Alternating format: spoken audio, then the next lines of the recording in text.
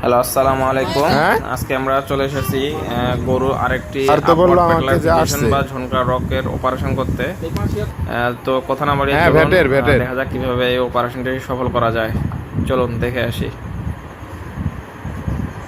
কতদিন ধরে এই সমস্যাটা?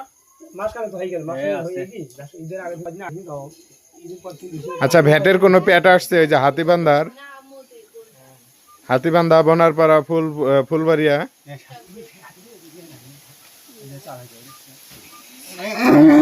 আর এস এম স্যার বললো